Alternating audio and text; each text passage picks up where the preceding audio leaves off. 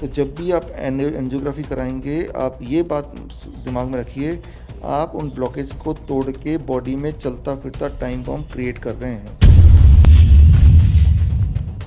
उनको क्या करना है, DIP डाइट पर अगर आप 3 महीने तक रहते हैं तो वो नए कोलेटरल भी खुल जाते हैं। अक्सर हमें कैसे पता चलेगा? कभी भी भूल के भी एंजियोग्राम नहीं कराइए, बाईपास सर्जरी मत कराइए, एंजियोप्लास्टी नहीं कराइए। लेकिन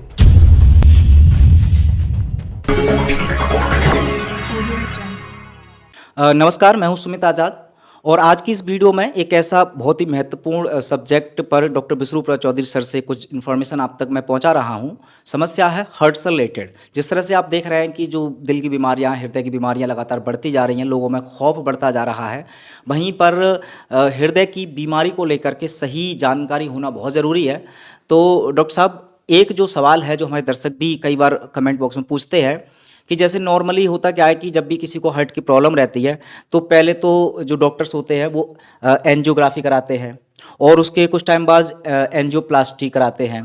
तो क्या ये प्रोसेस जो अभी तक फॉलो किया जाता है ये ज़रूरी है? देखिए, इसमें 2 पार्ट में आंसर देता हूँ। पहले तो ये कि हार्ट की प्रॉब्लम किससे बोलेंगे हम, कैसे पता चलेगा हार्ट की प्रॉब्लम है? कभी कभी कुछ लोगों को चेस्ट पेन होना शुरू हो जाता है, जिससे उनको कमजोरी आने लगती है। तो लोग इसको एसोसिएट करते हैं कि भाई ये तो हार्ट की प्रॉब्लम है, ये बोल के डॉक्टर पास जाते हैं। डॉक्टर बोलता है एंजियोग्राफ करके देखना पड़ेगा, कुछ पता तो है नहीं। तो इसमें ये समझना होगा कि हार्ट में लगने वाली प्रॉब्लम वो हार्ट प्रॉब्लम नहीं भी हो सकती है। वो हो सकती है GERD, gastric oesophageal reflux disease. जो गैस बनता है वो हार्ट वाला पेन देता है। तो हार्ट में प्रॉब्लम नहीं है, प्रॉब्लम कहीं और है, इलाज कहीं और चल रहा है, और 99% टाइम यही होता है।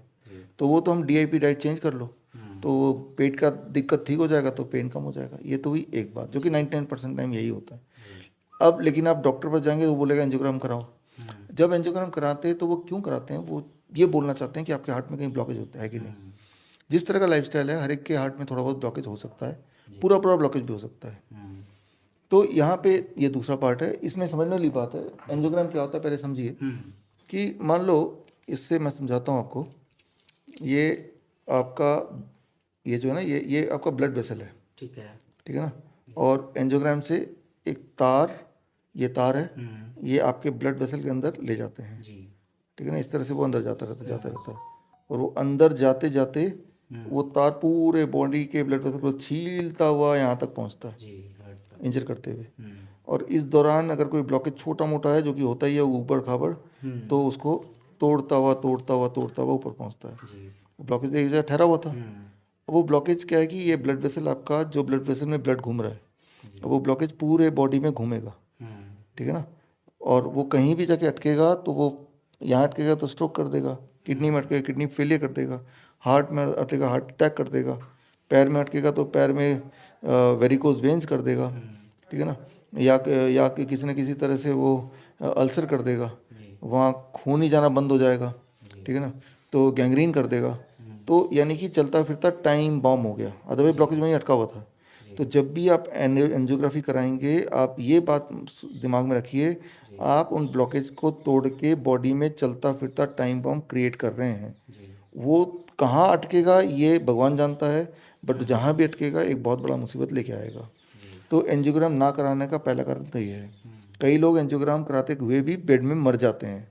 इसीलिए जब आप एंजियोग्राम कराते हैं तो बॉडी डॉक्टर साइन कराता है कि अगर आप मर गए तो हम दोषी नहीं हैं, आप साइन करते हैं उसमें। तो इसका मतलब कितना डेंजरस है समझ। अब आता है कि कैसे पता चलेगा? जब ब्लॉकेज पता चलता है तो ध्यान रखिए, जब कुदरत ब्लॉकेज करती है तो कुदरत ही नए ब्लड वेसल को खोलती भी है, कोलेटरल आर्टरीज। कई लोग मिलेंगे जिनके तीनों की तीनों आर्टरीज 100% ब्लॉक्ड हैं, तो मर जाने चाहिए थे। एंजियोग्राम में तो ये आया है, ठीक है ना। क्यों नहीं मरे? क्योंकि जैसे जैसे ब्लॉकेज बन रहा था वैसे वैसे नए आर्टरीज भी खुल रहे थे, कोलेटरल आर्टरीज। इसे बोलते हैं नेचुरल बाईपास। इसीलिए उन्हें कोई फर्क नहीं पड़ता। लेकिन कोई बहकावे में आके एंजियोग्राम करा लेंगे तो फिर ओ तीनों आर्टरी ब्लॉक है, तो डॉक्टर ये नहीं बताएगा कि 4 आर्टरी और खुल भी गए हैं आपके, जो वैसे नॉर्मली बंद रहते हैं। तो बात बराबर हो गई है। जिस तरह से कभी ट्रैफिक जैम हो जाता है तो कुछ लोग क्या करते हैं कि बाइक को मोड़ के कच्ची सड़क ले जाते हैं। तो बहुत लोग कच्ची सड़क जब ले जाने लगते हैं तो वो भी एक सड़क ही बन जाता है एक तरह से। तो बॉडी ऐसा करता है, कोलेटरल आर्टरीज, इसे नेचुरल बाईपास बोलते हैं। कुछ लोगों में ऐसा नहीं हो पाता तो ब्लॉकेज हो रहा है और नया आर्टरी नहीं खुल रहा है तो उनको दर्द होने लगता है। तो ये असली हार्ट पेशेंट्स हैं। उनको क्या करना है, DIP डाइट पे अगर आप 3 महीने तक रहते हैं तो वो नए कोलेटरल आर्टरी खुल जाते हैं अक्सर। हमें कैसे पता चलेगा, वो जो सिम्टम है ओरिजिनल पेन का, थकान का, वीकनेस का, वो अगर कम होने लगे तो समझ लीजिए कि बॉडी ने अपना काम करना शुरू कर दिया, डाइट ने अपना काम करना शुरू कर दिया। तो कभी भी एंजियोग्राम नहीं कराना चाहिए। एंजियोग्राम कराने का मतलब आप अपने बॉडी में खुद ही टाइम बॉम्ब फिट कर रहे हैं और एंजियोग्राम करने के बाद यही तो पता चलेगा ब्लॉकेज है। तो लेकिन जो आर्टरी ब्लॉक्ड है उसे ब्लॉक रहने दो, नए आर्टरी को खोल दो।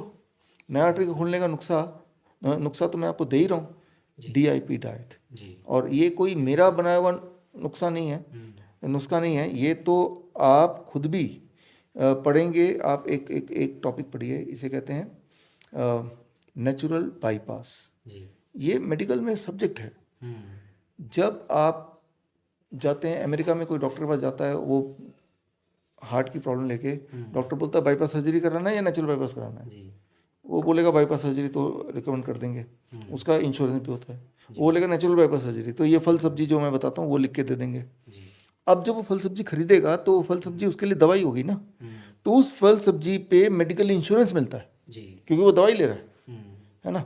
तो मैं ये इसलिए बता रहा हूँ ताकि आपको ये भरोसा हो जाए, जो मैं बता रहा हूँ कोई अनोखी बात नहीं बता रही, ऑलरेडी एस्टैब्लिश्ड है ये।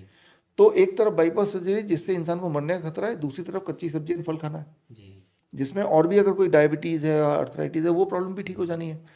और बाईपास सर्जरी से, एंजियोप्लास्टी से क्या इंसान की लाइफ स्पैन बढ़ती है या क्वालिटी ऑफ लाइफ बढ़ती है? अगर ये सवाल है, आंसर इज़ नो। इसके सबूत आपको चाहिए तो आप मेरी किताब पढ़िए, the fish tank model for heart care. इस किताब में इस तरह के क्लिनिकल ट्रायल्स, ऑब्जर्वेशन स्टडीज़, मैंने कंपैरेटिव ट्रायल डाला हुआ है, ऑलरेडी डाला हुआ है आप जैसे लोगों के लिए। वो किताब पढ़ना है या तो अमेजन वगैरह से खरीद लीजिए या हमारे वेबसाइट में bishwaroop.com/ebook में जाके फ्री डाउनलोड कर लीजिए। तो उसमें आपको एविडेंस मिल जाएगा। कभी भी भूल के भी एंजियोग्राम नहीं कराइए, बाईपास सर्जरी मत कराइए, एंजियोप्लास्टी नहीं कराइए, लेकिन नेचुरल बाईपास कराइए। उसके लिए फल एंड सब्जी, DIP डाइट और नेचुरल बाईपास के एविडेंस आपको अगर चाहिए, उससे ठीक हो जाता है, वो भी उस किताब में डाल दिए, वो पढ़ लीजिए। ये सारी चीज़ें घर पे हो सकती हैं। बिल्कुल। तो चलिए, आई होप कि आपको बहुत ही ज़्यादा महत्वपूर्ण जानकारी ये कभी ना कभी काम आएगी ज़रूर। तो वीडियो में बने रहने के लिए आपका भी बहुत बहुत धन्यवाद। डॉक्टर साहब, आपका भी thank you so much. Thank you.